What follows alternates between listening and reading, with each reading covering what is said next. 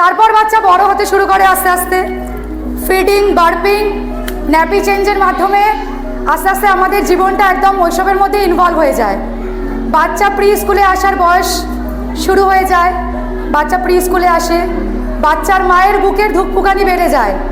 আমাকে ছেড়ে বাচ্চা স্কুলে যাবে, কি করবে আমাকে ছেড়ে? ওখানে আমার মতো করে কেউ দেখবে তো?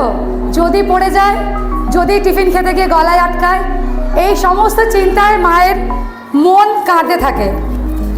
যে মেয়েটি আগে ল্যাকমি, লরিয়াল এসব নিয়ে চিন্তা করতো, তার কাছে এখন ফেভারিট ব্র্যান্ড হয়ে যায় সিমিল্যাক, ন্যানপ্রো, হাগিস।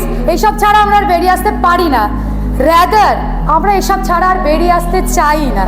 কখন যে বাচ্চাটা আমাদের পুরো দুনিয়া হয়ে যায়, আমাদের হাসি, কান্না, সব রকমের ইমোশন শুধুমাত্র ওই বাচ্চাটাকে নিয়ে সেন্টার্ড হয়ে যায়, আমরা বুঝেই উঠতে পারি না। এরপর বাচ্চা আরও বড় হয়, বাচ্চা প্রি স্কুল থেকে ফর্মাল স্কুলে যায়, বাচ্চা আস্তে আস্তে ম্যাচিওর হয়ে যায়। ওরা আর আমাদেরকে ডিরেক্টলি বলে না कि मैं कभी बतलाता नहीं पर अंधेरे से डरता हूँ मैं माँ, यूँ तो मैं दिखलाता नहीं लेकिन तेरी परवाह करता हूँ मैं माँ।